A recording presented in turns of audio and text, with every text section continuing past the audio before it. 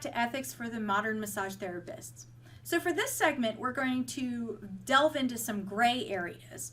So, and we do this through the use of, this is a textbook that has been authored by Pamela Fitch. She is a Canadian massage therapist. This is her first edition book. She has a second edition that's out. But what I've enjoyed about Pamela Fitch's presentation on ethics and on boundaries and discussion is that she definitely goes into those areas that are just really uncomfortable zones, and multiple things are in play. So I thought, for fun, we'd actually explore a couple of them together and see, how we fared. I figured we could put our heads together and figure it out, right? I mean, we've been it. All right, sounds good. So this case is entitled Keeping Private What is Private. Okay, so a therapist named Jane joined an internet social media network and posted notes about her boyfriend on the blog so that her friends could track the progress of this new relationship. She uploaded pictures of a party at a lake where several of her friends partied heartily and a great deal of alcohol was consumed. There were several pictures of Jane and her new beau, John, lying happily and drunkenly on the beach. Sally, one of Jane's clients, discovered during a treatment with Jane that they were both part of the same social network. One night, Sally decided to search Jane's name on the social media site. Now, Sally works as a computer programmer by day, so she knows how to access all of Jane's postings, even those that are not available to casual viewers, because, well, she knows how to find that stuff. Sally spent an hour reading over Jane's private blog and looking at her pictures of Jane and John. To Sally's frustration and envy, she discovered that Jane was hanging out with the same guy that Sally had dated unsuccessfully last year. Sally sent her therapist a brief email questioning Jane's taste in men. Jane felt shocked when she read the email and disturbed that Sally had hacked her way into Jane's private blog. She was even more disturbed that Sally had once dated John and felt concerned that Sally might bring her past relationship with him into conversations in the clinic. The tone of Sally's email seemed harshly sarcastic, and Jane felt uncomfortable responding to such a personal comment from someone who wasn't even a friend. When Sally attended her next appointment, she immediately began teasing Jane about her hot new boy toy. Jane felt really angry, sulkily defended John to Sally, but when Sally would not stop her remarks, Jane suddenly announced that the treatment session was over. Sally left, but decided to report Jane's unprofessional behavior to her association. So, let's talk about what's going on in that scenario. So many layers there. Right. So many layers. Right. And what's going on, what to do, and how do you salvage much of anything at that point. Mm-hmm. So I think that most people will agree that the first obvious mistake was posting all of this stuff all over social media. Yeah, which we haven't gotten to social media yet, and we're going to kind of go into that in a little bit more detail in the next segment, but yes, that was definitely not a good move. Jane putting all of her stuff out there is absolutely not a good move. However, it is absolutely possible that Sally could have found all of this out just because they ran into each other at a party. Right. So we can actually set the social media conversation aside. Right. And just these two live in the same town and they run in similar circles and they run into each other at a party, and Sally sees that Jane is dating her ex-boyfriend. Right, right. And what do you do then? Mm-hmm. Yeah. And in general, we are in session. Well, actually, let's back it up and go to that email.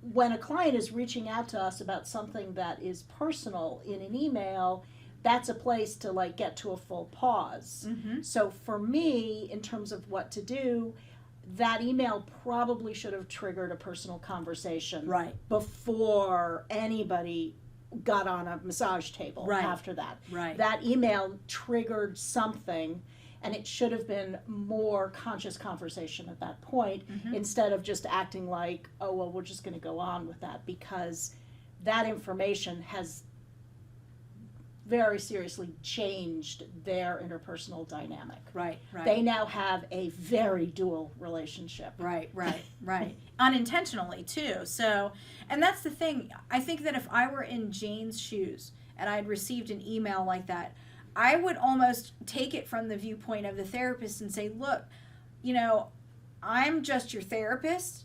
I'm sorry that he's your ex-boyfriend, but as far as I'm concerned, my relationship with you is I'm your therapist. Mm-hmm. If you're uncomfortable with that, then I would prefer to address this now before you come in for your next session. Exactly. Because, you know, and really it's Sally who changed the dynamic, not necessarily Jane, who's the therapist. So, I mean, not that there's any fault in this, because clearly there's some fault altogether. And then, of course, once they got in the treatment room, it just everything went downhill from there. But the thing is that, yeah, I mean, a lot of times you do run in small circles and you do run into people that, you know, have like that 6th degree of separation from you. And you have no way of knowing that when you get them as a referred client or something. But the best way, in my opinion, to handle it would be to address the client concern and putting them at ease, saying that, look, you know, that's my personal life. But if you're uncomfortable with that and uncomfortable with me treating you, then I'd be happy to discontinue sessions rather than to wait until the session itself to discontinue. So I'm kind of, and of course, you know, the reporting to the professional organization, well, that's just bringing it to a level of elevation that just really doesn't even need to go there. It never needed to get there. However, because Jane is the professional in this situation, the onus was on Jane to handle it differently, even though we can all agree that perhaps Sally wasn't acting properly in this. Right. It was still Jane's responsibility to handle this and not wait until they were in the treatment room. Right. So from an ethical standpoint, a professional standpoint, I could see the professional board saying, you know, this isn't terrible, but this is what you did wrong, and letting this interpersonal conflict happen in the treatment room. Right. Taking control of the situation before it goes awry. Exactly. Yeah. Exactly. And that is a place where hard conversation, and it would have been perfectly reasonable to move Sally to a different therapist and Right. say, hey, I get it. I would probably be uncomfortable Right. if you were dating my ex-boy. You're like, I understand. It's Yeah. okay. Yeah. We don't have to continue this relationship, although if you'd like to, I'm perfectly capable. My private life does not come in this room, and your private life does not need to come in this room. Right, right, exactly. All right, well, let's do another one. Sure. So, let's see. I've got a couple of them marked here. Oh, okay. This is an interesting one. This one is entitled No Safe Space. Okay. Jim worked as a massage therapist at a professional athletic training center. One day, a hockey player named Chris was referred to Jim because of Chris's chronic headaches and neck stiffness. Chris was a powerful player, physically large with impressive strength. He was an enforcer on the team and had a reputation as one of the toughest players. It was public knowledge that Chris had broken other players' noses and had suffered 5 major concussions because of his fighting on the hockey ice rink. It was no wonder that Chris had headaches after all of his falls and injuries. Jim brought Chris into the treatment room so that he could interview Chris about his health history. To his surprise, Jim discovered that Chris was quite different in person than the role he played on the ice. Jim asked Chris about how he liked playing national hockey as the team enforcer, and he was a bit soft-spoken and shy. Chris astonished Jim when he admitted, to tell you the truth, I never liked fighting. As the interview progressed, Chris made less and less eye contact. His breathing quickened, his fingers gripped his thighs as if it was about to jump, and he became even more visibly tense when his gaze rested on the massage table. Suddenly, Chris stood up, tipping his chair over. He looked at Jim directly and stated, "This isn't going to work." Chris bolted for the door and left in a hurry. Jim felt confused by Chris's discomfort. Chris never returned to the treatment room at the athletic center. Years later, Jim noticed Chris being interviewed on national television, talking about the abuse he had experienced during his childhood and how it had led to him becoming a hockey enforcer in the National Hockey League. So, How's that for a really gray area? That's a totally gray area. All right. And that's a gray area that would it would confuse many therapists. They Yeah. wouldn't know, because Chris did not reveal what was getting triggered. However, his physiological response during this intake period was very clearly changing. Yeah. And Jim was able to notice that that was changing. And that was a place where it was time for Jim, as the professional in the room, to find a way to bring it down for Chris. Mm-hmm. And that did not happen. So the only thing, and now that we know that Chris was definitely, subject to a lot of abuse, the only way that Chris felt safe at that point was to bolt. Mm-hmm. And we can get into our big-hearted healer place and Right. feel really badly That for compassion Chris. That fatigue, compassion yeah. piece. I feel really badly for this person who the only way they've figured out how to move in the world is as the enforcer. Right. Yet they're clearly so deeply broken inside. But I've also got to say, as I remember, this was a treatment space within Yeah, an athletic center. athletic center, so there's probably a very good chance that there were colleagues of Chris's around. There were other people that knew Chris was, Right. knew him as the enforcer. He got into a very risky place. Right. Right. And was very, clearly very uncomfortable. Yeah.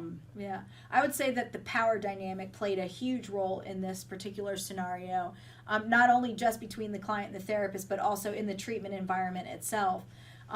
It kind of goes to the sense of, meeting your client where they're at, and again, having to deal with, value conflict and impressions that you have of your client. So even the therapist, I think, had a false impression of his client, made a lot of assumptions from the very beginning, which kind of made him blind to maybe some of the signs Yes. that his client was showing. So, which is just as important for us to notice, and all the things that we've talked about from an ethical perspective. It kind of goes back to what I said to you about paying your attention to your intention. Okay, this guy might be a really, gangbuster hockey player, but he's still your client, and he still can be vulnerable, and he still can have concerns, and he can still be uncomfortable. And you, as the therapist, have to find a way to make your client comfortable. If it were me in that scenario, I probably would have taken him to a private treatment room. But again, ask him questions about how he's feeling. Because again, if there's a history of abuse, even taking them into a private treatment room might not be a good thing either. But, we're making the assumption that they were in an open athletic treatment room. So for those of you who may not have worked in sports massage, that is very common. You're, doing treatment in the open area. So, that power differential is, I don't want to say neutral, but it kind of has this, just even keel. So you don't really have that, and I hate to use the word intimate, but that's really what it is. It's an intimate relationship that, you have that closer, connection with your client. Yeah, closer and more private. Yes, exactly. So I agree. Yeah, and one other piece that I think is often very important to remind clients of is that it is our responsibility to keep what they share with us private. Absolutely. And especially when you're dealing with dual relationships or places where people as a public figure or something like that, it's really important to remind people that it is my responsibility to keep this private. Whatever you share here is not going any farther than here. Yep. That might not have changed it for Chris in that circumstance because clearly he got triggered. However, it is the responsibility for the therapist to find ways to bring it down, and I think that would have been the first place that I would have gone to. Yep. And as code of ethics, it's meeting the client where they are. The privacy issue, that's in our code of ethics, but it also is in state and federal regulations with regards to HIPAA. When you start documenting these types of incidents, it needs to be kept confidential. So we need to remember that as well. So especially because he's a public figure. So I was waiting for them to say that the therapist was going to publicize the fact that he was working on this hockey player, which I know happens a lot. You notice that in a lot of discussion forums, people are like, hey, I massage so-and-so, the athlete or, actor or this or that or anything. But the reality of it is, did you ask that person permission? And honestly, even if they gave you permission, is that actually ethically appropriate for you to Exactly. be sharing? Does anybody actually need that information, or are you just bouncing up your ego at that point? Well, and really, if you really want to do that, then do it as a marketing piece and ask that person to like record a video or to write an endorsement or something like that, rather than you being the one disclosing the information. Exactly. You know? So, all right. Well, I think we've gotten into some really uncomfortable gray areas. So let's move on to the next segment. We'll talk about social media. So stay tuned.